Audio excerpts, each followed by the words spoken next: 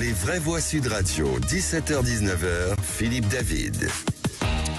Bienvenue dans Les Vraies Voix en direct de Lille, une situation résumée par Patrick Roger dans un texto qu'il vient de m'envoyer. Sud Radio ne perd pas le nord. Oui, bien évidemment, nous sommes à Lille, au garage, 34 boulevard Carnot. C'est en plein centre de Lille, à quelques mètres de la Grand Place, à quelques centaines de mètres de la gare. Et vous pouvez bien évidemment venir nous rencontrer. Au menu des Vraies Voix à 17h30, Gérald Darmanin évoque des dysfonctionnements après la mort d'Elias en janvier. Le garde des Sceaux entend réformer la justice des mineurs. Les deux agresseurs d'Elias ont pu sévir alors qu'ils étaient identifiés et avaient interdiction de se voir. Alors parlons vrai, est-ce que le principal problème est la sanction ou plutôt l'absence de sanction au premier fait commis? Et à notre question du jour, faut-il réformer dans un sens plus restrictif la justice des mineurs? Vous dites oui à 95%, vous voulez réagir, le 0826 300 300, on en débattra avec Violette Spilbou, députée EPR du Nord et qui est membre de la commission de l'éducation, ainsi qu'avec Jérôme Posa et Laurent Sebag, magistrat, président et vice-président d'Amour de la Justice, une association membre du G500 citoyens. À 18h40, le coup de projecteur. En 75, on disait en France, on n'a pas de pétrole, mais on a des idées. En France, on n'a pas de pétrole, mais on a des associations. Notre pays compte 1 300 000 associations actives selon les estimations, dont celle, bien évidemment, du G500 qui se trouve en ce moment même à Lille. Alors parlons vrai, est-ce qu'aujourd'hui les associations sont le principal lien social? Et à la question, les associations sont-elles plus importantes que les partis politiques et les syndicats? Vous dites oui à 53%, vous voulez réagir, le 0826 300 300. On en parlera avec Pierrick Courillot, président de Handicap, République et Société et élu local, et de Habiba Mejrichek, ancienne directrice de la communication de l'Union africaine et présidente de l'association iDialogos. Bienvenue dans Les Vraies Voix en direct de Lille. Les Vraies Voix Sud Radio. Les gens du Nord ont dans les yeux le bleu qui manque. Notre réalisateur Maxime a toujours la chanson qui va bien. Il va pouvoir nous mettre le petit quinquin aussi, peut-être, dans quelques temps, avec nos vraies voix du jour. Bonsoir Philippe Bilger. Il faut prendre le micro ici, il n'est pas devant vous comme en studio. Philippe, c'est un bonheur d'être à Lille, qui a été mon premier poste judiciaire. Il y a des lustres, madame la députée. D'ailleurs, vous pourrez témoigner, la justice lilloise ne s'en est jamais remise de votre passage. Il faut quand même le rappeler. Vous nous manquez, Philippe. Mais je suis ravi d'être là. Dans le micro. Bien le micro à côté de vous, sinon on vous entend pas. Vous voyez comme il me donne. Mais non, parce que là, on vous entend pas. Souvent, vous l'aimez bien quand on m'entend. Avec nous, Violette Spilbou, députée EPR du Nord. C'est votre circonscription ici. Bonjour. Oui, bonjour. Bienvenue sur Sud Radio. Ça vous a marqué l'époque où Philippe Bilger officiait au tribunal de Lille? Écoutez, on m'a beaucoup parlé de lui. En tout cas, je crois qu'il n'a pas perdu son humour. Et on va le voir aujourd'hui dans l'émission. Allez, avant de parler de notre premier débat, on va parler avec vous. C'est votre circonscription ici. Connaissiez-vous le G500? Le G500 citoyen, donc les associations, mais qui sont bien plus de 500 aujourd'hui, on en parlera dans la troisième heure, avant qu'ils viennent dans votre circonscription. Alors avant aujourd'hui, oui, je connaissais le G500 parce que j'ai la chance d'avoir été invitée à participer à un débat assez difficile au mois de novembre à Lille, organisé par le collectif Santé en danger. Oui. C'était à Grand Seine, voilà, avec Arnaud Chiche qui était venu me voir. Alors pour la petite histoire, Arnaud Chiche, je l'ai connu d'abord par les réseaux sociaux. Oui. On s'est un petit peu disputé sur les réseaux sociaux. Il était assez agressif avec les députés, les parlementaires et leurs actions publiques. Et puis je me suis défendue sur les réseaux sociaux. Et puis on s'est changé des messages en se disant on est du même coin. Il est de Mouveau, de ma circonscription. Parlons-nous. Et nous sommes parlé, nous sommes trouvés. C'est-à-dire que j'ai vu quelqu'un d'extrêmement engagé avec tout un collectif et très sympathique d'ailleurs, voilà, pour de bien santé, le connaître. Voilà, et très très engagé, très énergique, qui savait aussi finalement provoquer le débat. Et du coup, je suis venue participer à 2 heures sur les 6 heures de débat de cette soirée de novembre, dont je me souviens avec aussi beaucoup d'intérêt, parce que c'était passionnant d'entendre les professionnels. Pour une députée, c'est très important le contact avec les associations dans sa circonscription? C'est tout le temps, c'est tous les jours. Quand on est député, on est invité à venir célébrer par exemple l'engagement d'un bénévole qui quitte l'association après des années et des années d'engagement désintéressé. Je pense aux associations de premiers secours, aux associations de prévention santé. On a par exemple des personnes qui sont retraitées, médecins, infirmiers, et qui continuent leurs actions dans les associations. associations. Puis quand on est député, on soutient aussi les projets culturels des associations sportives, les projets éducatifs, d'égalité des chances. Voilà, c'est tous les jours et on est souvent surpris encore à quel point le bénévolat, même si on dit qu'il y en a moins, il est toujours très actif sur nos territoires, dans nos villes, et toujours essentiel parce que je crois que les villes ne fonctionneraient pas sans les associations et les bénévoles qui les composent. Dernière question avant de faire une courte pause. Vous êtes membre de la Commission de l'Éducation nationale. Le drame de Nogent, est-ce qu'il va avoir des conséquences, notamment avec de nouvelles lois ou de nouvelles mesures ?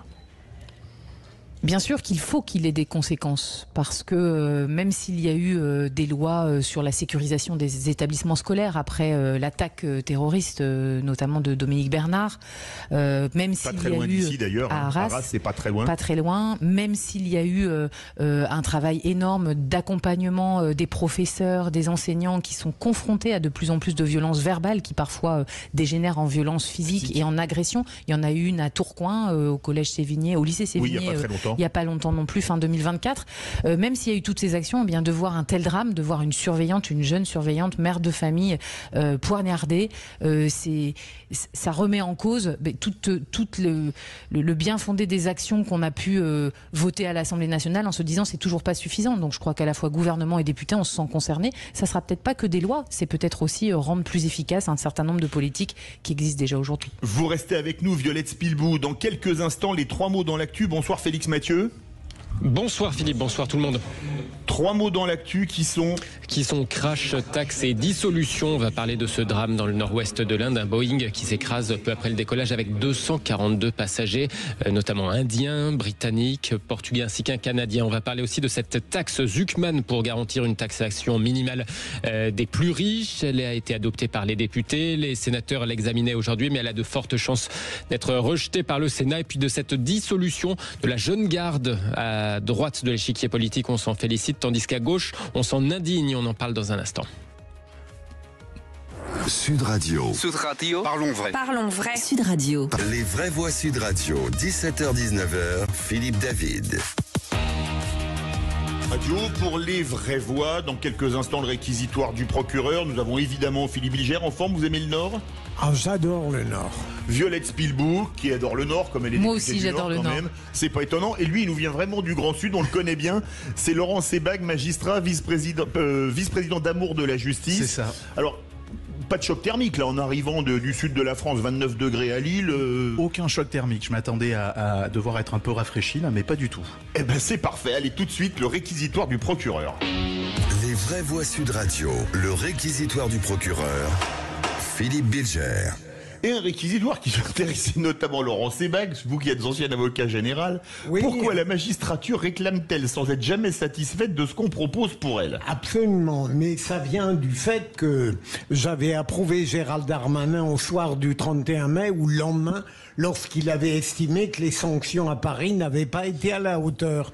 Et la suite m'a plutôt refroidi. Nous avions la haute hiérarchie judiciaire qui a considéré que cette exigence était choquante et qu'en réalité, la magistrature avait parfaitement bien fait durant les quelques jours où les citoyens avaient été relativement étonnés, pour ne pas dire indignés, par la faiblesse des sanctions.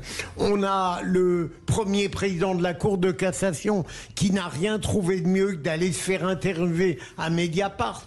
Le procureur général de la Cour de cassation a dénoncé le populisme et nous avons la procureure de Paris qui a considéré que les peines de prison n'étaient pas nécessaires.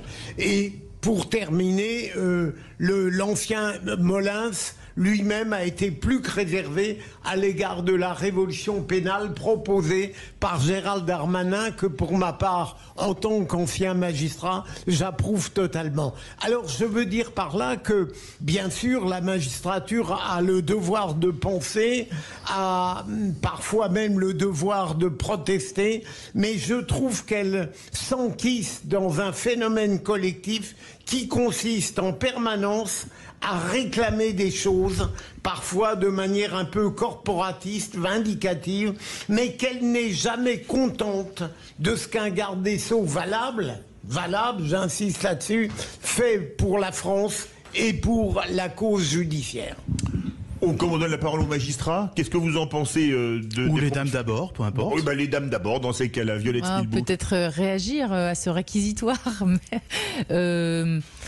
Dire d'abord que je ne crois pas que ce soit du populisme que d'oser dire que parfois les sanctions qui sont décidées par des magistrats ne semblent pas à la hauteur pour des victimes. Moi j'ai le souvenir de victimes d'accidents de la route, notamment ici de 3 jeunes policiers de l'école de police de Roubaix qui ont été sur le tués périphérique de mémoire. Il y a 2 ans, et effectivement j'ai rencontré les familles il y a peu de temps et il y a beaucoup d'incompréhension et ça arrive souvent. Donc de le dire et d'oser le dire même quand on est garde des Sceaux, moi ça ne me choque pas. Après moi j'ai bien écouté Gérald Darmanin sur cette révolution pénale qu'il veut mettre en œuvre, et il a bien dit qu'il fallait changer la loi. C'est-à-dire il a rappelé que les magistrats sont là pour appliquer la loi. Alors après, on peut avoir des discussions sur la façon dont les peines sont appliquées. Mais en tout cas, si on veut des sanctions plus fermes, si on veut des sanctions minimales, ce sera au Parlement, qui représente l'ensemble des voix des Français, de le décider pour que ce soit ensuite appliqué par les magistrats. Laurent Sebag, magistrat et vice-président d'Amour de la Justice. Écoutez, moi je suis toujours un peu heurté par les impressions collectives de nos représentants publics. Sur le regard qui est porté par notre ministre de la Justice sur ces décisions qui ont été rendues. Évidemment, on peut avoir un regard très général.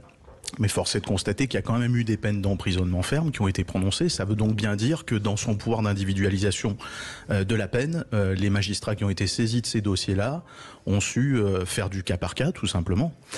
Et c'est bien là le sens de leur mission, parce que on peut entendre l'inquiétude des victimes, on peut entendre l'inquiétude de l'opinion publique sur ce qu'on qualifie, à mon avis, de manière erronée, de laxisme. En réalité, la mission de la justice, elle est bien plus complexe que celle qui est présentée par nos décideurs publics. La mission de la justice, c'est d'adapter la peine, non seulement à la gravité des faits qui sont commis, mais également à la personnalité de ceux qui les commettent. Et de la même manière, il me paraît assez évident qu'on ne peut pas juger pour les mêmes faits exactement des personnes différentes, qui ont des parcours différents, qui ont des vies différentes, et qui, évidemment, ne se positionnent pas de la même manière lorsqu'elles commettent un acte pénalement répréhensible. Merci beaucoup, monsieur le procureur. Tout de suite, les 3 mots dans l'actu de Félix Mathieu. Les vraies voix Sud Radio. 3 mots dans l'actu, Félix, qui sont crash, taxes et dissolution. Un Boeing s'écrase avec 242 passagers à bord juste après son décollage dans le nord-ouest de l'Inde. Il devait relier Londres avec à son bord des passagers indiens, britanniques, portugais ainsi qu'un Canadien. Au moins 2% de taxes sur les patrimoines de plus de 100 millions d'euros. Les sénateurs planchent sur la taxe Zuckman, déjà adoptée par les députés, mais elle risque fort d'être rejetée par la Chambre haute. Et puis la jeune garde antifasciste dissoute en Conseil des ministres, décision annoncée par Bruno Retailleau. La droite s'en félicite, la gauche s'en indigne. Les vraies voix Sud Radio.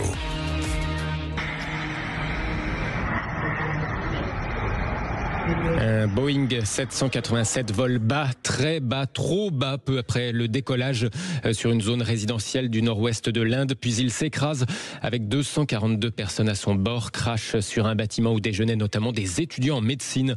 Aucun survivant, indique la police indienne. Le vol devait relier Ahmedabad et Londres. Dans l'appareil se trouvaient 169 passagers indiens, 53 britanniques, 7 portugais ainsi qu'un Canadien, mais aussi 12 membres d'équipage. Le ministre britannique des Affaires étrangères, David Lammy, a évoqué la situation tout à l'heure devant le Parlement britannique. My thoughts, and I'm sure those of the entire House.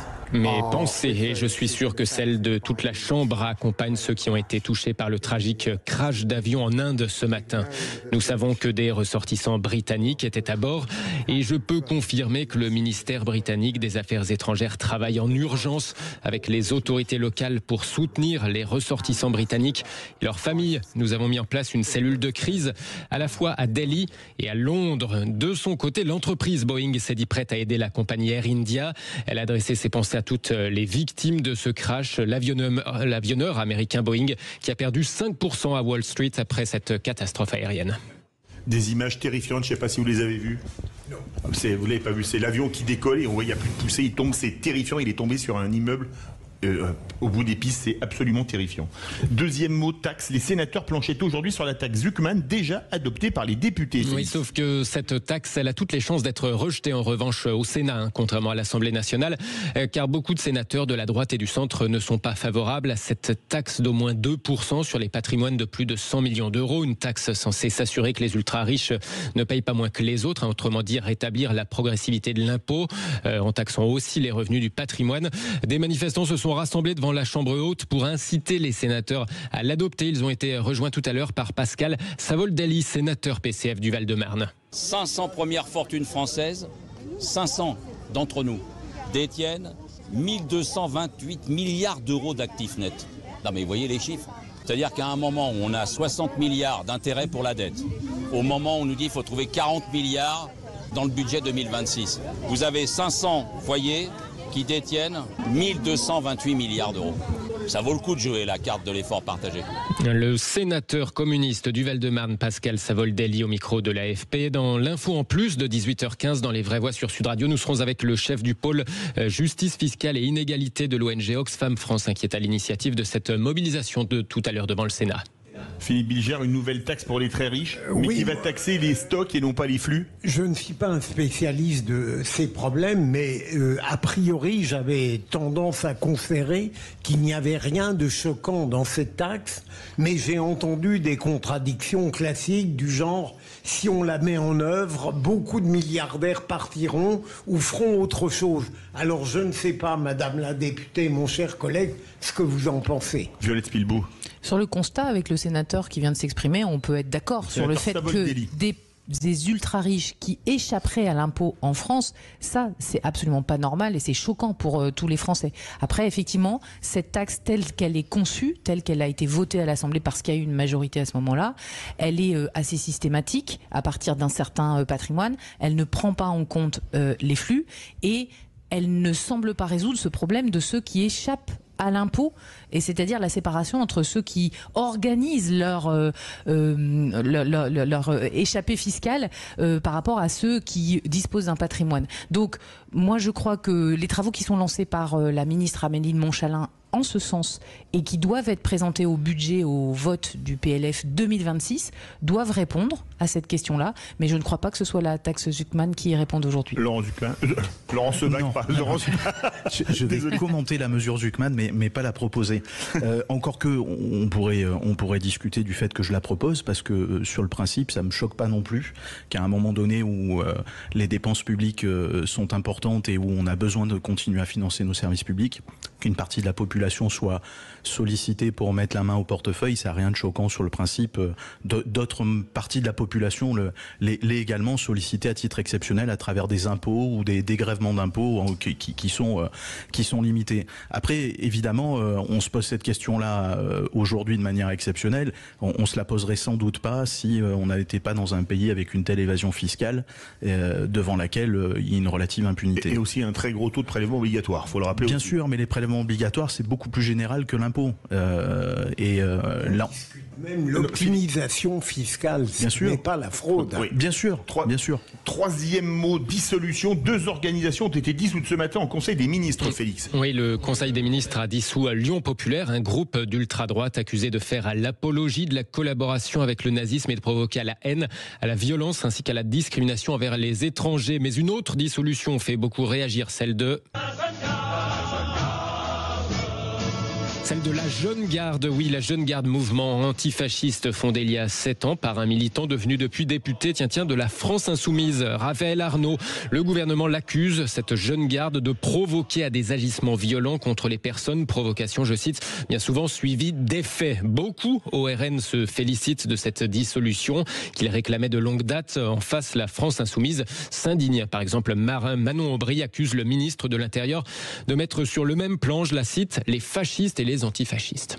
Merci beaucoup Félix Mathieu. Dans un instant, après la mort d'Elias, Gérald Darmanin dénonce des dysfonctionnements. La justice des mineurs sera bientôt réformée.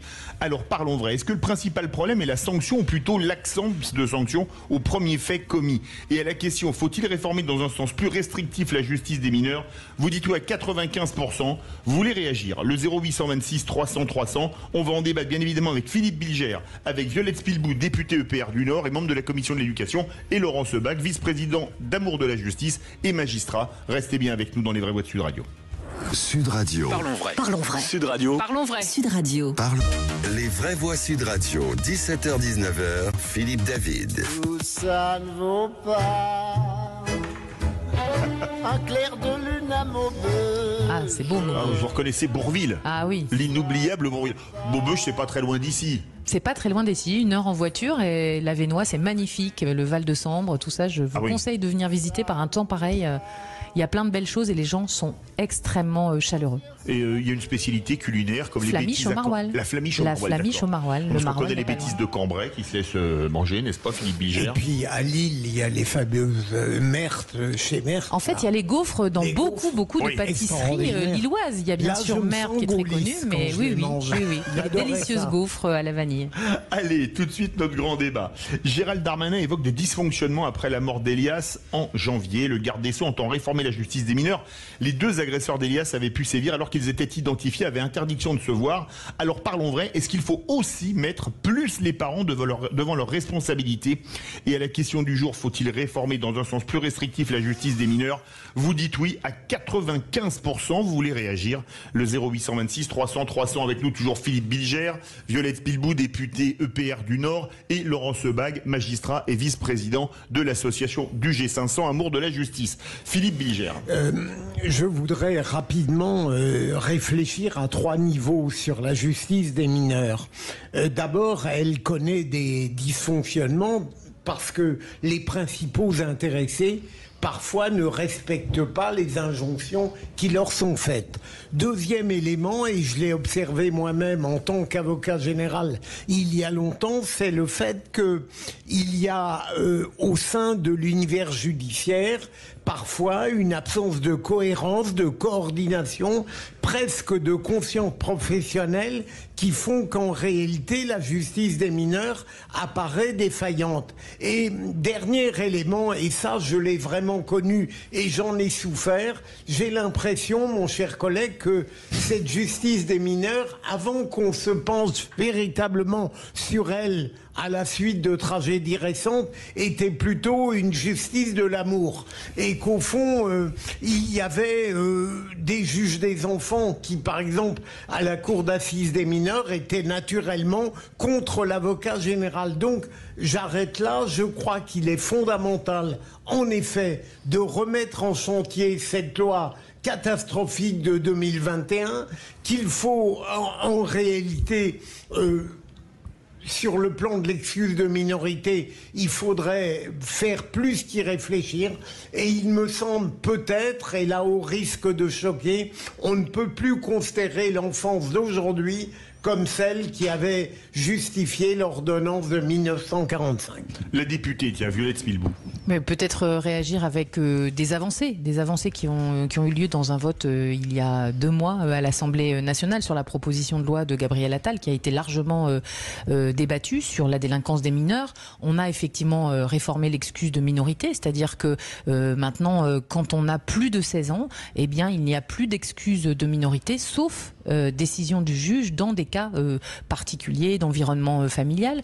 On a mis en place avec cette loi la comparution immédiate des mineurs pour que lorsqu'il y a un délit, eh bien, il y ait tout de suite une confrontation, une convocation devant le juge et qu'on n'attende pas 2 ou 3 mois comme c'était le cas. C'est un contre-pied total de la loi de 2019 avec la césure pénale de Nicole Belloubet. Oui, c'est sûr. Et puis, il y a aussi le sujet de la responsabilisation des parents défaillants. Je ne parle pas, bien sûr, des familles monoparentales qui sont en grande difficulté avec leur enfant, mais un parent qui ne se rendrait pas aux convocations du juge avec son enfant pourrait encourir une amende. Donc cette proposition de loi, elle a été largement débattue. Il y a toujours ce débat, est-ce qu'à 16 ans, un mineur de 16 ans, récidiviste par exemple, qui aura la comparution immédiate, est un enfant ou est quelqu'un qui doit être plus responsable de ses actes? Comme vous le disiez, je crois que il y a 45 ans, dans les premières lois, on ne peut pas dire qu'on avait les mêmes mineurs qu'aujourd'hui, et qu'il y a une grande attente des Français, qu'il y ait une fermeté sur les sanctions, mais aussi qu'on ait un travail en amont sur la parentalité, les réseaux sociaux, tout ce qui provoque cette violence et ces jeunes qui sont parfois sans cadre. Laurent Sebag. Oui, je vais rebondir sur les propos de la députée Spielbout pour dire que on n'a pas les mêmes mineurs qu'avant, et on n'a pas les mêmes juges des enfants qu'avant non plus.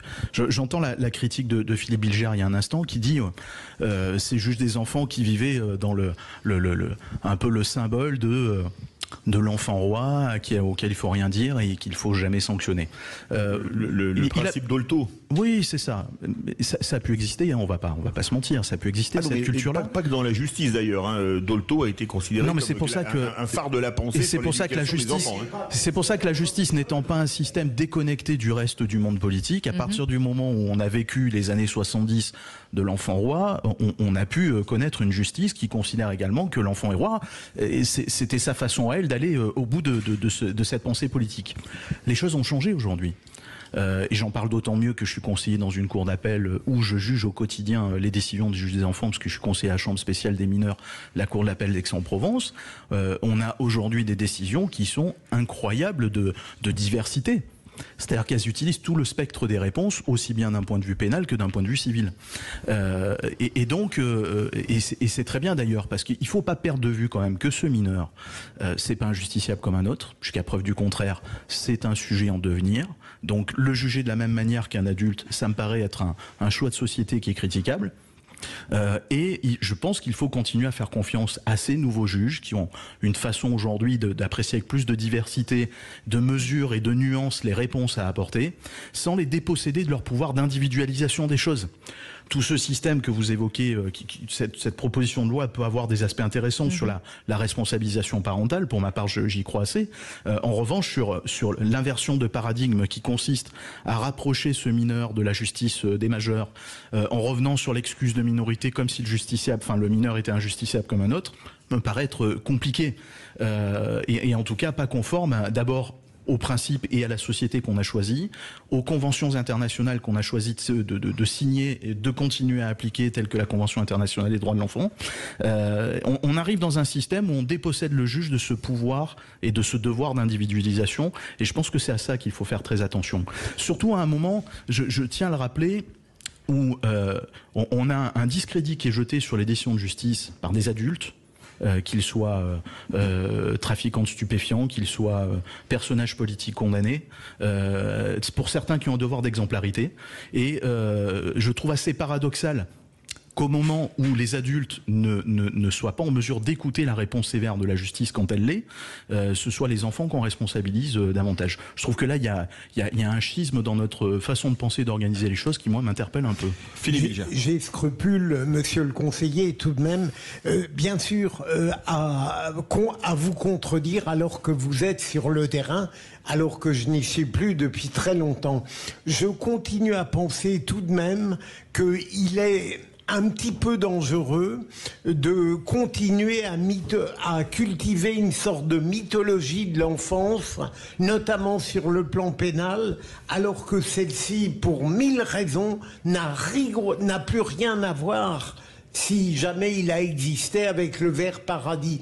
Donc ça veut dire, gardons des choses qui nous maintiennent un petit peu dans une législation particulière, mais peut-être faut-il réellement l'adapter à ce qu'elle est devenue aujourd'hui. Violette Spielbout. Je crois que cette adaptation, effectivement, elle est en cours, et je rebondis sur ce que vous dites sur les juges des enfants. Effectivement, on a des juges des enfants aujourd'hui qui ont d'abord un métier extrêmement difficile et qui essayent aussi de faire de la pédagogie avec les élus que nous sommes. Nous, on a été parlementaires, tous les parlementaires de tous bords, invités au tribunal de Lille à une séance spéciale sur la justice des mineurs, et où notamment, même si on le sait, on a eu beaucoup plus d'exemples concrets, on a vu à quel point, malheureusement, beaucoup de mineurs délinquants et violents sont des mineurs qui viennent de l'enfance protégée, de violences intrafamiliales, des mineurs qui ont vécu soit un abandon de la responsabilité parentale, soit même des violences. Et il y a un lien extrêmement fort.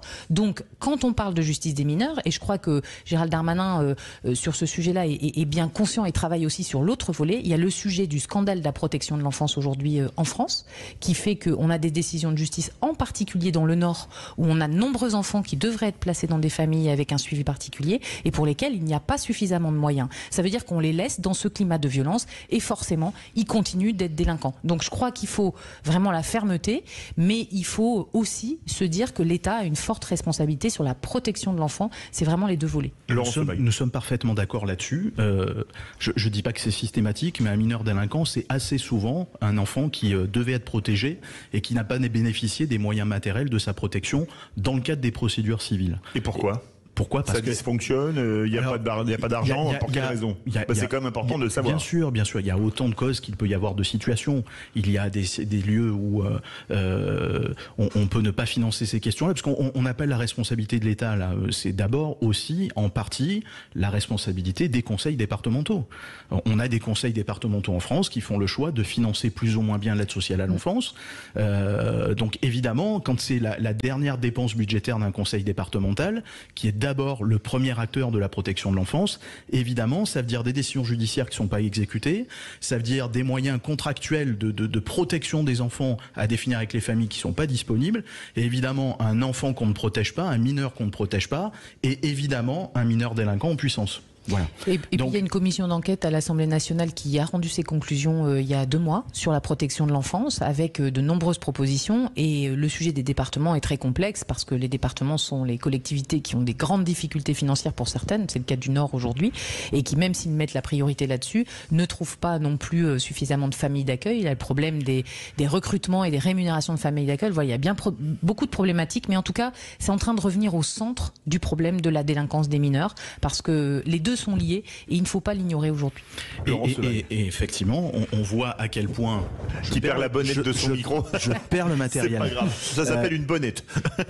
On voit à quel point finalement, quand on traite pas un sujet en amont, les difficultés arrivent en aval. Ça a été, je ferai le parallèle assez rapide, on s'est, il y a quelques années, préoccupé de l'importance de l'augmentation des violences intrafamiliales. Et c'était évidemment corrélé avec les difficultés de la justice, notamment à audiencer rapidement des situations de divorce. Évidemment, quand on doit divorcer et qu'on n'obtient pas un divorce rapidement, ça devient de plus en plus conflictuel à la maison, et donc évidemment ce qui était une mésentente qui pouvait se régler dans le cas du divorce devient un acte de violence. En réalité, pour les mineurs, c'est pareil. Ce qui n'est pas de la protection de l'enfance assurée avec efficacité devient potentiellement, évidemment, plus simplement de la délinquance des mineurs par la suite. C'est pas une fatalité, mais c'est un fait. Là, encore une fois, à l'esprit, au doigt mouillé, j'ai l'impression que la crise, la société d'aujourd'hui crée peut-être une infime minorité de mineurs qui relèvent de bien plus que de troubles mentaux, qui ont complètement perdu le sens d'autrui. On prend celui qui tue à la machette Elias en lui mettant un coup dans le thorax. On n'y croit pas, quoi. C'est dingue. Pour l'essentiel, la majorité de ceux-ci, je pense que les grilles classiques d'humanisme vigoureux doivent s'appliquer, mais j'ai peur que quelques-uns, à cause de la société ou peut-être de carences éducatives, ou peut-être d'eux-mêmes, je suis persuadé qu'il y a des défaillances que l'éducation ne peut pas corriger. Mais il y a actuellement, avec le meurtre de cette jeune surveillante, effectivement, il y a Mélanie, il y a des gros travaux qui étaient déjà en cours et qui vont être accélérés. Le sujet de la médecine scolaire et du manque de médecins scolaires, c'est-à-dire les postes sont ouverts, mais il y a 40% de postes qui ne sont pas pourvus parce qu'il y a le problème de la médecine, le budget pour les infirmières scolaires et les psychologues scolaires. Donc et puis, la santé mentale des jeunes. De médecins. Voilà, donc il y a le sujet de la santé mentale des jeunes qui est à prioriser. Il y a le sujet aussi des premiers signes de violence chez les élèves avec des conseils de discipline aujourd'hui pour lesquels souvent les chefs d'établissement, les enseignants se sentent seuls dans des décisions à devoir porter devant des parents qui parfois sont résistants. Et donc là, il y a aussi une proposition sur laquelle on est en train de travailler. C'est un barème national des sanctions et une exclusion dès le premier fait de violence, parce que quand on a plusieurs conseils de discipline et qu'après on passe quand même à l'acte, ça veut dire qu'on a manqué quelque chose dans le chemin de l'utilité de la sanction. Donc y compris dans les écoles, je crois que là, plus que jamais, il y a besoin que les enseignants, les chefs d'établissement soient soutenus par l'administration et par l'État, parce qu'on est dans un moment extrêmement difficile dans les établissements scolaires. Laurent Sevall. Absolument, et comme tous les problèmes complexes de société, c'est jamais à un acteur tout seul de le résoudre. C'est pas un problème de la justice en soi, c'est un problème de concertation, des regards avant le passage à l'acte qui pose question. Donc ça manque cruellement à tous les niveaux, et évidemment il faut prévoir quelque chose qui soit un regard collectif sur cette situation, qui implique la politique des familles, qui implique la politique de l'éducation nationale, qui implique la politique judiciaire, qui implique les conseils départementaux aussi. C'est-à-dire que c'est pas seulement une action de l'État qui est attendue, c'est une action de l'ensemble des acteurs publics sur cette question. Comme je suis à Lille, je vais être bienveillant. Vous avez totalement raison. Magnifique. Vous voulez réagir? Peut-être aussi. Ça rend bienveillant d'être à Lille. Ça rend bienveillant d'être à Lille, je vous l'assure. Venez à Lille, c'est une belle ville. On a plein d'actions solidaires. On est dans un sommet citoyen. On est un week-end où il y a Solidart, le secours populaire qui organise des grandes ventes d'œuvres d'art au profit des plus démunis. Donc on est dans une ville accueillante et solidaire. Pour revenir au débat qui nous anime, derrière tout ce sujet de la violence des mineurs, il y a aussi le sujet des réseaux sociaux. On pourrait refaire un débat sur ce sujet. L'interdiction est aujourd'hui proposée par le président de la République. Elle peut se débattre, on peut être pour ou contre. Mais en tout cas, je crois que personne ne nie que l'enfermement dans les réseaux sociaux, la violence à laquelle sont exposés nos enfants dès le plus jeune âge, y compris avant même le collège, à l'école primaire, la pornographie violente, les jeux vidéo avec des armes, favorisent effectivement cette violence verbale qui est complètement banalisée. Et pas donc, que verbale maintenant. C'est un sujet aussi sur lequel il y a des travaux parlementaires en cours, il faut que le gouvernement agisse et il y aura des décisions à prendre. Je crois que parents que nous sommes, pour l'avenir de nos enfants, de la société, on ne peut pas laisser nos enfants exposés à autant de violences si jeunes. Je partage tout à fait l'opinion et je vais même plus loin. Je dirais que le mot interdiction ne peut pas être le seul mot qui est prononcé. C'est-à-dire que si on veut résoudre un problème, on ne peut pas passer son temps à interdire des actions, des pensées, des idéologies. Face à ce qu'on interdit, il faut à un moment donné proposer des alternatives. Évidemment, à partir du moment où on ferme les réseaux sociaux pour les mineurs, où on les réglemente, ce qui va être très difficile et on aura l'occasion d'en parler dans le cadre de ce sommet citoyen, notamment demain après-midi sur notre table ronde justice, réguler ou interdire les réseaux sociaux, ça suppose proposer autre chose à cette jeunesse qui est en perdition ou qui est en difficulté. Donc ça veut dire qu'il faut réinvestir les politiques publiques de la culture, du sport, du loisir, leur proposer des choses saines qui les amènent à sortir de ce téléphone et de leurs ordinateurs. Moi, je vais inviter notre magistrat à nous rejoindre à Lille. On a plein de beaux projets et plus il y a de dialogue entre justice et éducation, plus ça sera bénéfique pour nos jeunes. Et je viendrai avec plaisir. Quelque chose, un plat local, le pot de Jevelèche. J'ai dégusté ça ce midi avec notre ami Arthur, notre réalisateur, et je dois dire que c'est excellent. Vous ne pouvez pas quitter, vous, un problème de pures idées sans nous plonger dans la bouffe. Merci à vous. Tout de suite, on se retrouve pour le clou de l'émission, le qui c'est qui l'a dit, le quiz de l'actu. Restez bien avec nous en Les Vraies Voix. Sud Radio, votre attention est notre plus belle récompense. Merci de nous écouter sur Sud Radio. Non, c'est normal, parce que vous êtes une radio sympa, diversifiée et tout, donc c'est très bien. Sud Radio, parlons vrai. Vraies Voix Sud Radio, 17h-19h, Philippe David. Au vent du vent, un bout de sa vie. Ah oui, les musiques du Nord, puisque nous sommes à Lille, au 34 boulevard Carnot, ça s'appelle le Garage pour le G500 citoyen. Et garage ou pas, G500 citoyen ou pas, il y a un incontournable dans cette émission des Vraies Voix, le qui c'est qui l'a dit, Philippe Bilger. Les Vraies Voix Sud Radio, le quiz de l'actu. Alors, la députée Violette Spilbou a dû nous laisser, donc là ça va être un duel magistrat en retraite contre magistrat. Je vous préviens, Laurent Sebag, que Philippe Bilger a un vice absolu dans ce jeu, c'est de tricher.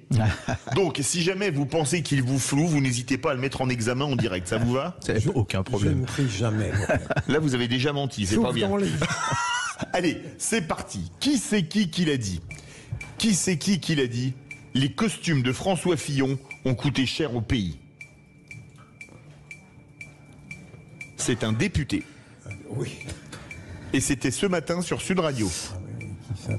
Il est chauve. Édouard Philippe ? Non. Ciotti ? Bonne réponse de Philippe Bilger. Alors, Laurent, il faut répondre. Ah, il faut répondre. Ouais, oui. Là, il faut envoyer du bois. Même quand c'est juste, vous répondez.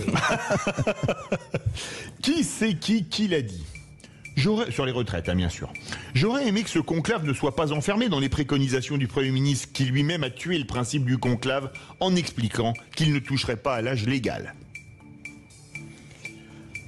J'ai entendu ça hier. Non, c'était ce matin, c'est un chef de parti. Un chef de parti. Jean-Luc Mélenchon ? Non. Non, c'est pas excité tout de même. Non. C'est pas Tondelier Non. peut-être, non. C'est à gauche. C'est à gauche. Olivier Faure ? Bonne réponse de Laurence Sebag. Olivier Faure, vous égalisez. 3 points partout, c'est 3 points la réponse. Qui c'est qui l'a dit ? L'école, c'est une cocotte minute. Ça va exploser. La France est devenue une juxtaposition de cocotte minute. Ça peut exploser à tout moment. C'est un député européen. Bellamy ? Non, pas le même bord. Pas le même bord. Il était tête de liste aux européennes. Bonne réponse de... Il a été un poil plus... Oui, absolument. Bah vous, au moins, vous êtes honnête. Vous dites pas non, j'ai été plus rapide. Lui, il l'aurait dit. Raphaël Glucksmann. Qui c'est qui l'a dit sur la théorie du grand remplacement ? Je ne pense pas qu'il y ait un complot. Il y a une politique d'immigration idéologique et irresponsable de la part de nos dirigeants. Ça pourrait être Zemmour ? Non. Maréchal ? Chef de parti. Enfin non, pas chef de parti, chef de groupe parlementaire. C'est pas Wauquiez ? Non, c'est une femme. Une femme. Il faudrait les connaître. C'est pas Tondelier ? Non, pas... eh bien non, c'était Marine Le Pen. Vous l'avez juste avant le gong. Oui, juste avant. Bon. Donc ça passe vraiment à la seconde près. Hein. Qui c'est qui l'a dit ? Sur Rima Hassan, sa personne est sacrée, la République, c'est elle. Jean-Luc Mélenchon. Bonne réponse de Laurent Sebag. Qui c'est qui l'a dit ? Plein de gens ne bossent pas, il faut les forcer à aller travailler. Alors là, ça pourrait être Laurent Wauquiez. Non, c'est un ministre. Un ministre. Et un ministre important. Un ministre, ça pourrait Retailleau, Darmanin ? Darmanin, bonne réponse de Philippe Bilger qui égalise. Ouh là là, duel à 9-9. Hein. Vérifiant. Qui c'est qui l'a dit à Unia ? Comment tu peux aider à réformer l'État ? J'ai pas compris. Qui c'est qui l'a dit à une intelligence artificielle ? Comment tu peux aider à réformer l'État ? Emmanuel Macron. Bonne réponse au salon Vivatech. On a encore le temps pour une question, Maxime ? Une dernière. Allez, une dernière. Qui c'est qui l'a dit à François Bayrou ? Pourquoi protégez-vous Netanyahou plutôt que nos concitoyens ? C'est une femme. C'est pas Panon ? Si, bonne réponse de Philippe Bilger. Bon alors là, c'est pas arrivé souvent. Égalité parfaite, 12 partout. En fait, j'ai voulu faire plaisir. On va être obligé de tricher pour se départager. Non, vous voyez ce que c'est, la peur de la justice. Là, il a pas truandé parce qu'il a eu peur d'avoir des soucis. Pas du tout, c'est l'élégance. J'ai voulu La quoi ? laisser une chance. La quoi ? Allez, on se retrouve dans quelques instants en direct de Lille pour la suite des vraies voix. On va voir le journal, ensuite la météo. Je pousserai un coup de gueule sur Parcoursup. Et ensuite, on aura le tour de table de l'actualité avec 3 associations. Entre-temps, on aura eu l'info en plus de Félix Mathieu. Restez bien avec nous, on les vraies voix. Sud Radio. Sud Radio. Parlons vrai. Parlons vrai. Sud Radio. Parlons vrai. Les vraies voix Sud Radio. 17h-19h. Philippe David. Mademoiselle Fromamonture, se parlez-vous? Mademoiselle Ah oui, une Fromamonture. régionale de l'étape, Lynn Renault, qui est pas exactement Lille, qui est d'Armentières, je crois. Mais Armentières, c'est pas très très loin. Vous la connaissez, Lynn Renault, Philippe Bilger? Très bien. Il paraît qu'elle est très sympathique. Oui, je l'aime beaucoup. Elle dit du bien de vous? Non, bien d'elle. Nos 3 vraies voix du jour en direct du garage 34 boulevard Carnot à Lille. On a beaucoup de plaisir. On est au G500 citoyens. Outre Philippe Bilger, qui est là tout le temps, il est régional de l'étape de Lille à Perpignan et de Brest à Strasbourg. On a 2 nouvelles vraies voix avec nous. Fabien Degan, président régional de Mobiliance, qu'on connaît bien sur Sud Radio. Bonsoir. Bonsoir. Bienvenue sur Sud Radio. Vous allez faire tout à l'heure un tour de table de l'actualité. On va parler notamment d'une table ronde qui aura lieu vendredi, c'est bien ça? Tout à fait. Et avec nous, on l'avait reçu dans les vraies voix citoyennes, Sylvain Régnier, président de l'association Holiday Geek Cup, qui va nous faire un tour de table sur les jeux vidéo et la santé mentale, c'est bien ça? C'est bien ça. Parce qu'on en parle beaucoup et vous êtes un éminent spécialiste des jeux vidéo, vous savez absolument tout là-dessus. J'essaye. Et on va même vous faire très plaisir. Nous sommes à 3 jours de la fête des pères et depuis lundi, Sud Radio vous fait gagner un bracelet avec les initiales de votre prénom, livré dans un coffret cadeau du vent à la française, avec une finition dorée, intégralement fabriquée en France, confectionnée à la main, cordon garanti à vie, résistant à l'eau et sans allergène. Et c'est un magnifique cadeau de fête des pères. Allez Philippe Bilger, vous donnez un chiffre entre 1 et 10 pour le 0826 300 300, gagner un cadeau de fête des pères. Le 5. Le 5e appel au 0826 300 300 gagne un bracelet de la collection lettres du vent à la française. Allez, c'est parti, on attend vos appels, le 5e appel. Nous, on se retrouve tout de suite pour la suite. Mon coup de gueule sur Parcoursup et l'info en plus avec Félix Mathieu. Sud Radio. Sud Radio. Parlons vrai. Parlons vrai. Sud Radio. Parlons vrai. Les vraies voix Sud Radio. 17h-19h. Philippe David. Une fille des Flandres, fille du froid et de l'eau. Une fille qui ressemble. Retour des vraies voix en direct de Lille depuis le G500 citoyen avec Philippe Bilger, Fabien Degan et Sylvain Régnier. Et c'est l'heure du coup de gueule. Les vraies voix Sud Radio. Comme d'habitude, je vais remettre le clocher au milieu du village, un village qui se trouve dans le 7e arrondissement de Paris. Pourquoi le 7e arrondissement? Parce que c'est là que se trouve le ministère de l'Éducation nationale et le moins qu'on puisse dire est que le mode de sélection des futurs élèves sur Parcoursup peut paraître pour le moins surprenant. On écoute ceci. Ah, alors il y a un problème de... Ah, alors c'était une élève qui s'appelle Morgane qui raconte que dans sa lettre de motivation sur Parcoursup, elle avait mis la recette d'un brownie et qu'elle a été admise en faculté de psychologie et ça a marché. La lettre de motivation avec une recette de brownie permet d'être intégrée en fac de psycho. Alors on aurait compris que ça a eu marché pour intégrer une école de pâtisserie, mais franchement le rapport entre le brownie et la psychologie est à peu près aussi flagrant que la fréquence des contacts sociaux entre les homards et les tourterelles. Bref, une histoire qui prêterait à rire si c'était un canular télévisé ou radiophonique, mais qui ne fait pas rire du tout quand on pense que c'est de l'avenir de nos enfants qu'il s'agit. Qui pourra justifier de quelque manière que ce soit que la recette de brownie dans la lettre de motivation ait été un atout pour intégrer une filière psychologie? En clair, on laisse la technologie faire le tri et peu importe ce que vous écrivez dans votre lettre de motivation, que ce soit une recette de brownie, comment vidanger sa voiture, les paroles d'une chanson ou un extrait du dernier livre de Philippe Bilger, Me Too Much, qui est franchement un atout pour faire une filière psychologie. La morale de l'histoire est que l'humain a été abandonné par la technologie, une technologie bête et non pas méchante, mais sans aucune empathie, probablement pour faire des économies, mais est-ce que l'avenir de nos enfants a un prix? Cerise sur le gâteau, Morgane a été convoqué par son proviseur pour ne pas ébruiter l'affaire. Il faut dire que, venant d'un ministère qui emploie plus d'1,2 million de fonctionnaires, on se demande ce que font ceux qui gèrent Parcoursup.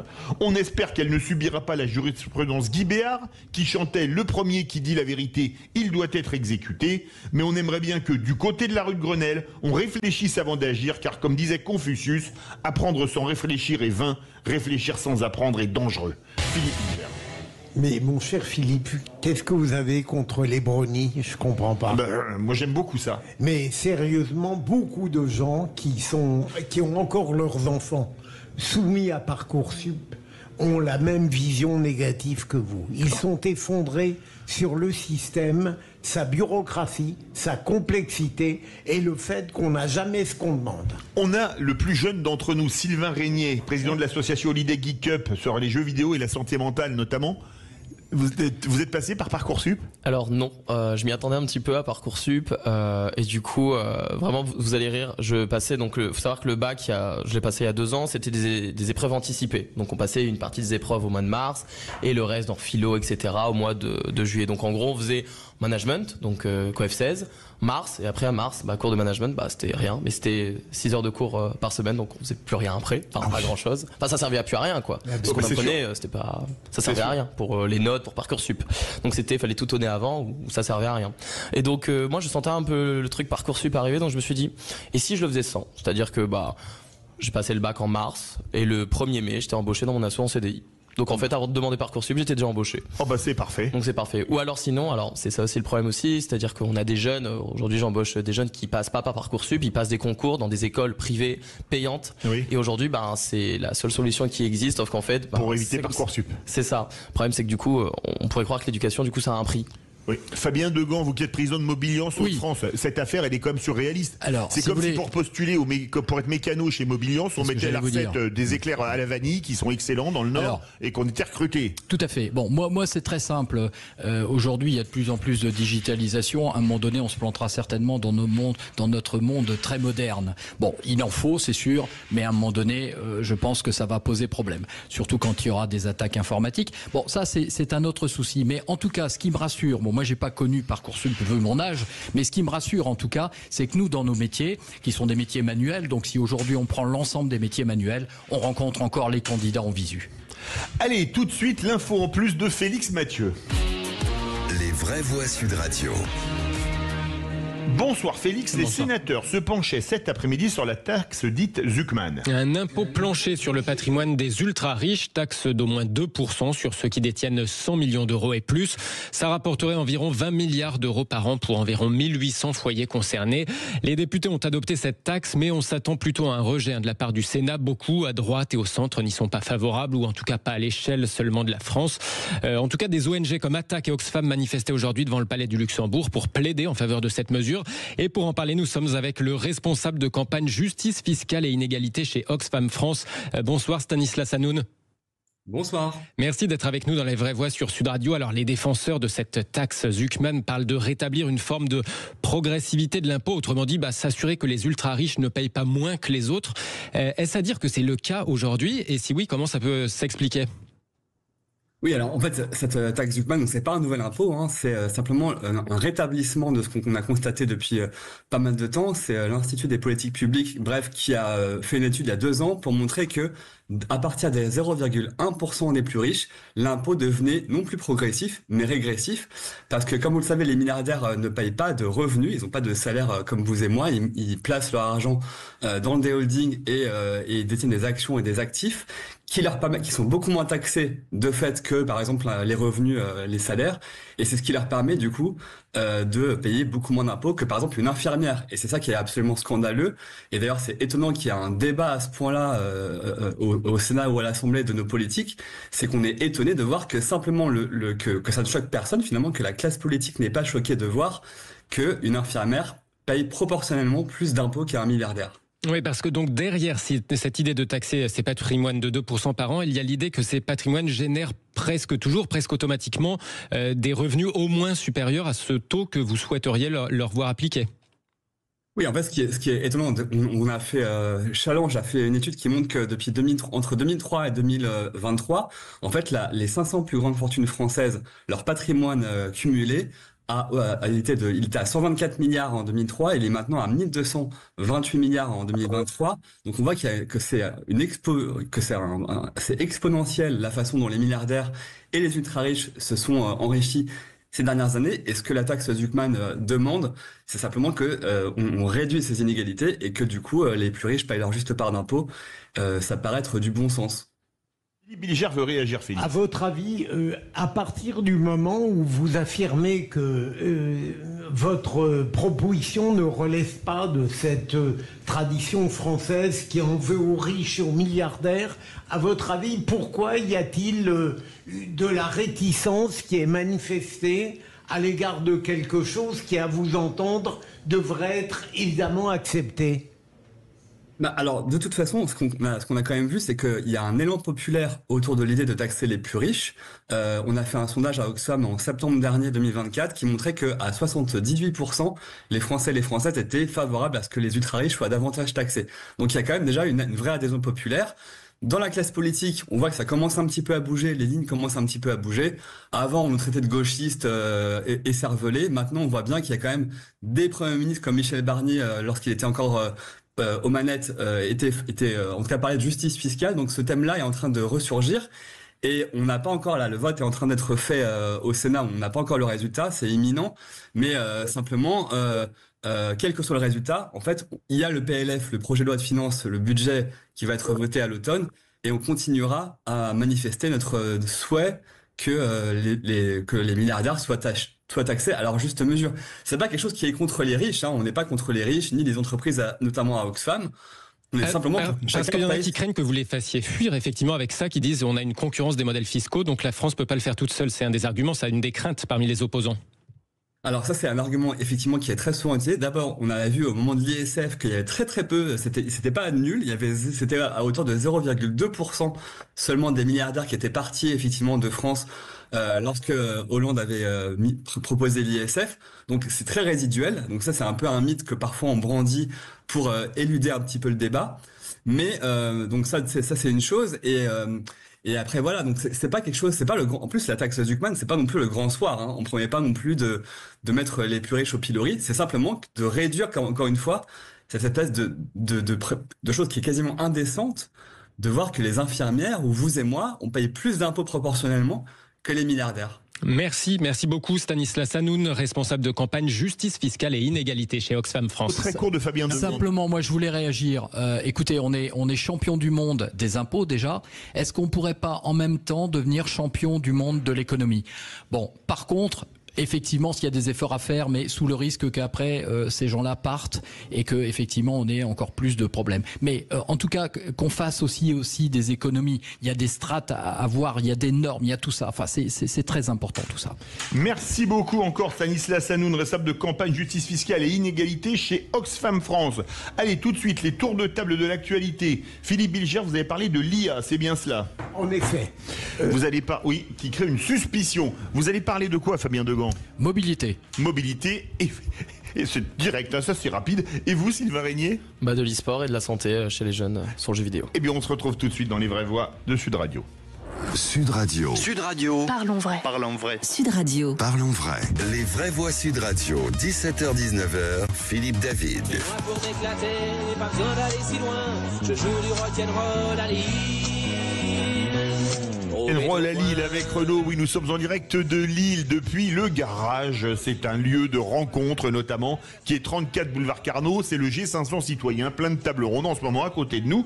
Et vous pouvez nous rejoindre avec grand plaisir. Allez, c'est l'heure des tours de table de l'actualité. Mais maniez-vous le tronc, on va bientôt se mettre à table. Tout de suite là? Ça a commencé? Oui. L'émission a commencé? C'est ce que je viens de dire. Excusez-moi, je ne savais pas que l'émission avait commencé. Ah d'accord. Le tour de table de l'actualité.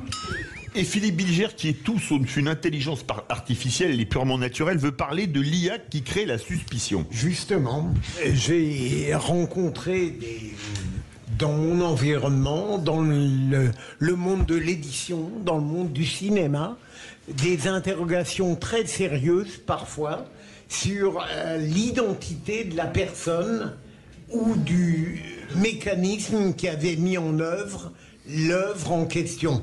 Et parfois, quand on lit un article, on se demande si c'est le résultat de l'IA ou de l'IN, de l'intelligence naturelle. L'IA représente un immense progrès, mais peu à peu, elle va conduire à questionner véritablement le véritable créateur de l'œuvre qui va être proposée. Autrement dit, ça va représenter pour certains une véritable escroquerie individuelle, intellectuelle, puisqu'ils pourront s'approprier ce qui n'a pas été fait par eux, et d'autres, évidemment, pâtiront du fait que, ayant créé quelque chose de remarquable, on pensera peut-être que c'est l'intelligence artificielle qui les a aidés. C'est une source de trouble infini. Vous voulez réagir, Fabien Degan? Sur l'intelligence artificielle, moi je suis pas contre. Hein. C'est quelque chose qui peut aider. Oui, et surtout dans le médical, surtout aussi dans nos métiers, hein, dans le métier des transports. Enfin voilà, donc c'est pas mal. Ce qu'il faut pas, c'est qu'après on n'ait plus d'intelligence naturelle, comme vous disiez. Hein. Donc il faut quand même surveiller un peu. Mais de toute façon, on est dans un monde international, donc on n'aura pas le choix. Un mot sur l'IA ? L'IA, nous, ça nous aide un petit peu. Aujourd'hui, avec l'ASSO, quand on fait des réunions, ça fait des résumés. Non, mais ça peut nous aider à trouver des subventions, ça nous aide à les rédiger aussi. Non, mais c'est vrai, aujourd'hui, il y a plein d'applications qui existent. Maintenant, c'est aussi de se dire, voilà, on doit pas faire à la place de l'IA. Enfin, on doit pas laisser l'IA faire à notre place. On doit juste s'aider de l'IA, s'accompagner avec l'IA, mais pas tout remplacer par l'IA. Ça ne pourrait pas remplacer Philippe David. Philippe David, non. Évidemment que non. Hein. Évidemment que non. On va parler avec vous, Fabien Degand, d'une table ronde qui aura lieu samedi ici au G500 sur la circulation avec François Durovray, l'ancien ministre des Transports, comme vous êtes directeur régional de Mobiliance. Oui, alors c'est-à-dire que effectivement, il aura fait une vidéo d'intervention. Hein. Il sera pas là physiquement, mais il aura fait une vidéo d'intervention. Oui, alors on aura sur cette table ronde, on aura des personnalités quand même, puisqu'on aura un directeur du CRITEM 2A qui est un centre de recherche de batterie. On aura également un apportateur de deux roues, donc ça c'est important, puisque moi je vous rappelle que Mobiliance représente quand même tous les métiers, donc après la construction des différents véhicules, que sont l'automobile, que sont la moto, que sont le cycle, voilà, et que sont les camions. Donc il faut un peu différentes personnalités pour pouvoir parler du problème de la mobilité. On aura également je vous l'ai dit, donc un importateur moto, oui. Ensuite, après, j'aurai également un fabricant, enfin un poseur plutôt de bornes, voilà. Et ensuite après, je vais avoir également donc quelqu'un qui a la direction direction d'information. Donc ça c'est très important. Moi je serai là également. Il y aura certainement peut-être aussi un constructeur qui va venir se rajouter, peut-être également un député, mais ça c'est pas encore sûr. Voilà. Alors moi ce que simplement je voulais dire, je considère qu'une table ronde est bonne à partir du moment où on fait une constatation, mais surtout derrière il y a des propositions. Et moi je compte en faire. Je pense que mes interlocuteurs que j'ai invités vont en faire également. Et ça sera une table ronde réussie. Donc surtout, venez nombreux. Philippe Bilger, un mot ? En effet, vous êtes ambitieux puisque vous ne voulez pas seulement un débat, mais des propositions, ce qui n'est jamais évident. Moi, ce que je regrette trop, c'est qu'en ce moment, tous nos hommes politiques ont tendance à dire, mon voisin, ça va pas, ceci, ça va pas, ça va pas. Mais derrière, il n'y a pas toujours des solutions. Et moi, je veux des solutions. Pas de réaction dessus, on passe à votre tour de table. Sylvain Régnier qui veut parler des jeux vidéo, comme c'est son association, et des problèmes de santé mentale chez les adolescents. Certains disent que si certains commettent des crimes abominables, c'est à cause des jeux vidéo. C'est ça, si on prend le tout dernier exemple, qu'un jeune jouait à Fortnite, ensuite il a perdu sa partie, est parti voir sa copine et l'a planté. C'était dans les Stones, ça. Voilà. Absolument. Donc évidemment, alors aujourd'hui il y a pas mal de syndicats de jeux vidéo qui disaient que non, évidemment c'est pas à cause du jeu vidéo, vous allez voir un film d'horreur, vous lisez un livre un peu gore, vous allez pas tuer des gens ou devenir meurtrier demain. Aujourd'hui maintenant il faut savoir accompagner en fait ces jeunes à une pratique saine du jeu vidéo et responsable. Aujourd'hui on va dire le petit problème qu'il y a en France, c'est que le monde du jeu vidéo et de l'e-sport n'est pas assez structuré, c'est-à-dire qu'il y a des choses qui se font un peu localement comme ça, par-ci par-là, mais il n'y a pas de trucs concrets, il n'y a pas une stratégie globale. Il y a une stratégie globale en France pour développer l'e-sport en termes professionnels, mais pas aujourd'hui en termes d'amateurs. C'est-à-dire qu'aujourd'hui, en termes de joueurs professionnels, on en a peut-être 2-3% en France, des joueurs amateurs, on regarde un petit peu les chiffres, il y a 93% des jeunes de 10 à 18 ans qui jouent aux jeux vidéo. Donc c'est quand même beaucoup, qui aujourd'hui sont laissés chez eux. Si on regarde un peu les stats, je pense qu'il y en a à peine 10% où leurs parents en fait les accompagnent dessus avec du contrôle parental, etc. La plupart des jeunes, les problèmes qu'on a, c'est il dort pas, il joue toute la nuit, il mange pas parce qu'il veut jouer, il veut sécher l'école pour jouer, et tout ça en fait, le fait que ça soit pas accompagné et pas entendu et pas sensibilisé par un mouvement national, c'est vrai que c'est plus compliqué de le faire localement. On essaie de le faire. Philippe Bilger. Sylvain, comment faire pour que le monde virtuel ne gangrène pas les jeunes esprits ? Eh ben en fait c'est très simple, déjà il faut leur faire prendre conscience, c'est-à-dire aujourd'hui nous quand on fait de la sensibilisation c'est pas on vient, on vous dit que vous jouez trop, il faut jouer moins et basta. Aujourd'hui on essaye de leur faire prendre conscience, leur dire bah déjà si aujourd'hui vous jouez 7 heures d'affilée aux jeux vidéo, déjà au bout de 2 heures vous êtes plus performant, donc déjà si vous voulez être performant ça ne sert à rien. Ensuite on essaye de dire que en fait aujourd'hui si vous avez, aujourd'hui la vie c'est d'avoir des amis, créer des liens sociaux, sortir, avoir de l'argent, avoir un métier, avoir une famille. En jouant tout le temps aux jeux vidéo et en s'isolant, en fait on pourra pas avoir tout ça parce que en fait on joue, on crée des liens limites avec son jeu et c'est tout. L'idée c'est vraiment de jouer avec des gens, de sortir aussi, de découvrir des nouvelles choses. Mais encore il y a des sondages qui sont sortis. Aujourd'hui les joueurs de jeux vidéo vont plus souvent au musée, vont plus souvent au cinéma. Mais aujourd'hui il y a des jeunes qui sont vraiment en difficulté, qui ne sont pas forcément aidés parce que les parents sont dépassés et c'est vrai que c'est compliqué aussi de les détecter. Fabien Degrand, un mot? Oui, moi simplement j'ai effectivement un garçon et très vite on lui a expliqué avec sa maman qu'il pouvait jouer aux jeux vidéo sans aucun problème puisque autrement il aurait été en dehors de l'école et donc on lui a donné par contre des plages horaires, on lui a laissé quelques petites libertés, on lui a donné aussi quelquefois une plage horaire supplémentaire par rapport à un résultat scolaire, ce qui est pas idiot. Et puis aujourd'hui il a une belle carrière dans l'audit financier. Voilà. Eh bien c'est parfait. Merci beaucoup Sylvain Régnier. Allez, merci à tous les trois. Merci également Fabien Degrand. Tout de suite, on a une gagnante. Alors c'est amusant parce que le G500 était à Marseille, il est venu à Lille et la gagnante du jeu Sud Radio est à Marseille. Bonsoir Manuela. Bonsoir Philippe. Vous avez été le 5e appel au 0826 300 300. Philippe Bilger est donc votre bienfaiteur. Et vous avez donc gagné pour la fête des pères un bracelet avec les initiales du prénom, livré dans un coffret cadeau. C'est un bracelet Le Vent à la française. Il y a dessus une finition dorée, intégralement fabriquée en France, confectionnée à la main, cordon garanti à vie, résistant à l'eau et sans allergène.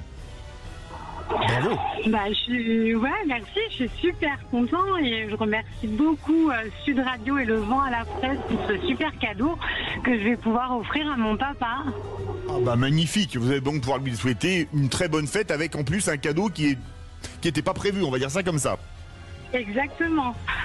Vous écoutez Sud Radio régulièrement, Manuela ?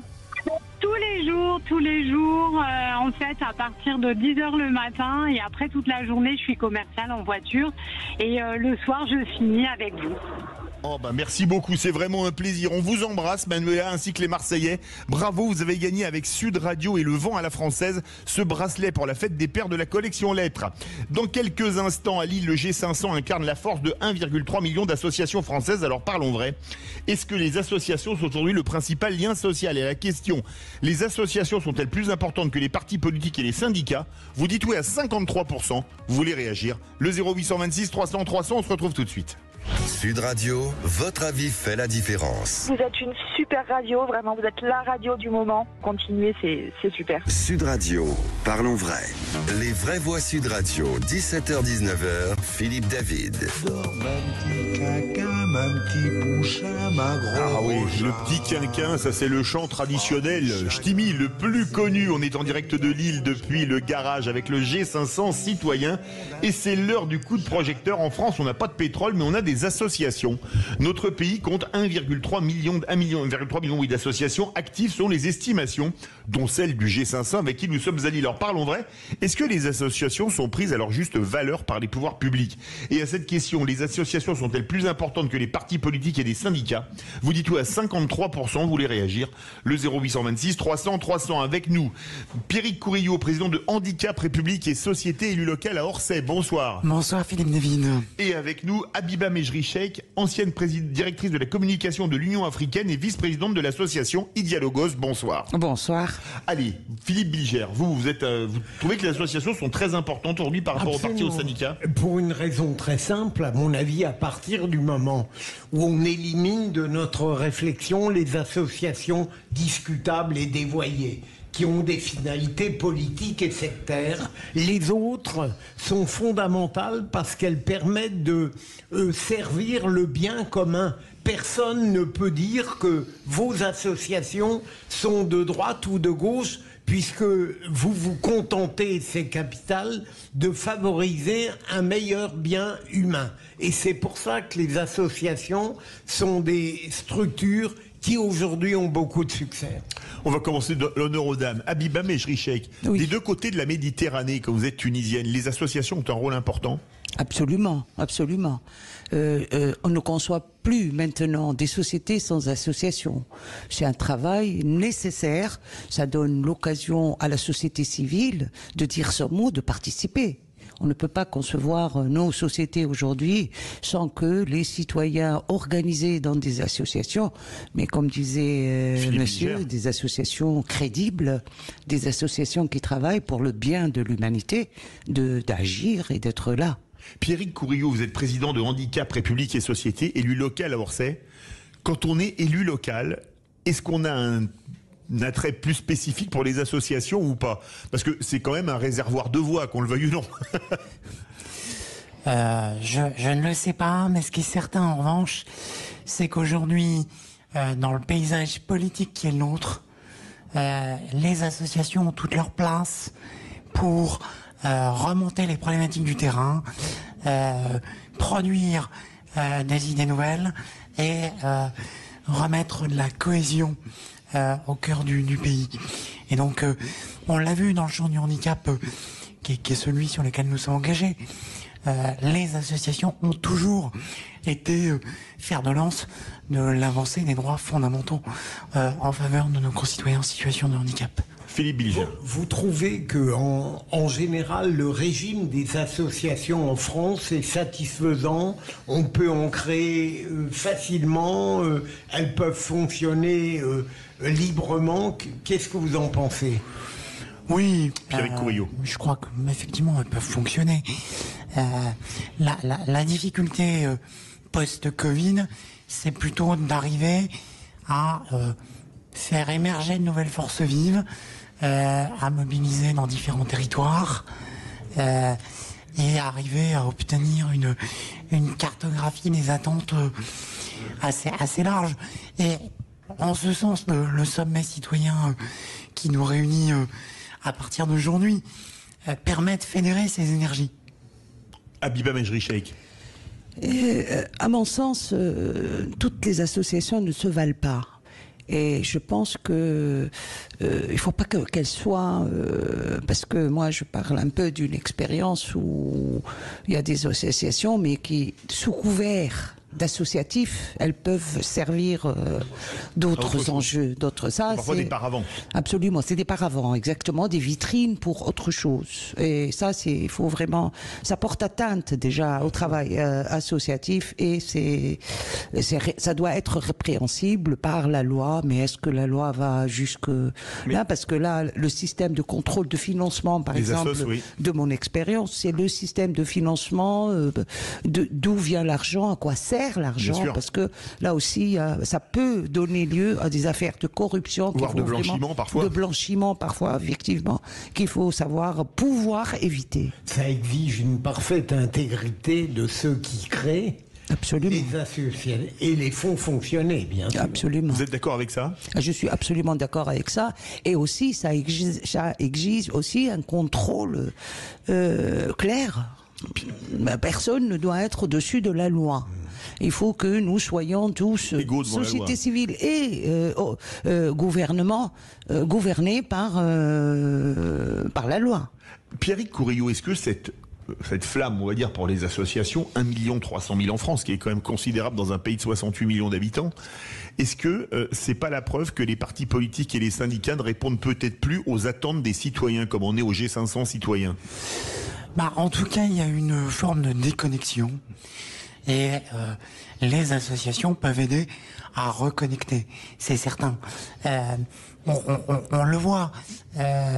Nous, au sein de Handicap, République et Société, on est régulièrement amené à produire des notes thématiques et alimenter des parlementaires, des cabinets ministériels. Et ce travail-là prend du temps. Et aujourd'hui, sous la pression des réseaux sociaux, le politique n'a plus le temps de penser. Et donc... Mais parce qu'il y a le moindre truc qui sort sur un réseau social, il faut qu'il réagisse à la minute, quoi, pratiquement. Il faut qu'il réagisse à la minute, et parfois les hypothèses de travail fuitent aussi. Et donc, le rôle des associations devient aussi important parce que on permet problématique de décompter quelque part. Moi, je pense que c'est pas contradictoire. Chacun fait son travail. Nous avons besoin aussi bien de partis politiques que d'associations. Et que de syndicats dans les entreprises. Absolument. Parce qu'il y a des syndicats patronaux et salariés, il y a les deux. En effet. Alors, ça ne peut pas être contradictoire. Mais ce que vous faites, si je comprends bien, dans le cadre de votre association, vous ne pourriez pas le faire de la même manière dans un parti ou dans un syndicat. Nous, le parti, il a sa mission. Les partis politiques, ils ont leur mission. C'est de gagner le pouvoir. C'est de gagner, arriver au pouvoir. C'est ça, c'est sûr. L'associatif, il travaille pour l'humain, il travaille pour une société meilleure, il travaille même en association. Nous sommes dans le dialogue, s'ouvrir au dialogue, refuser le sens unique, donner la parole à tout le monde, cette liberté d'expression. Vous pouvez avoir votre avis, il est contraire au moi, mais ça fait rien, je vous écoute, cette écoute. On écoute pour mieux se connaître, pour mieux communiquer. Pierrick Courillot veut réagir. Oui, absolument. Nous, c'est vrai qu'on s'est lancé post-Covid avec Handicap République et Société. Constatant que l'accompagnement des personnes handicapées en France et leur place dans la société, c'était très fortement fragilisé. C'est clair. On n'aurait pas lancé cette démarche-là, nous n'aurions pas eu une telle liberté de réflexion. On a eu la capacité de porter plus de 70 mesures assez vastes, y compris la création d'un crédit d'impôt d'accessibilité pour les TPE, PME, commerçants, artisans, afin d'avancer réellement en faveur d'une accessibilité réelle.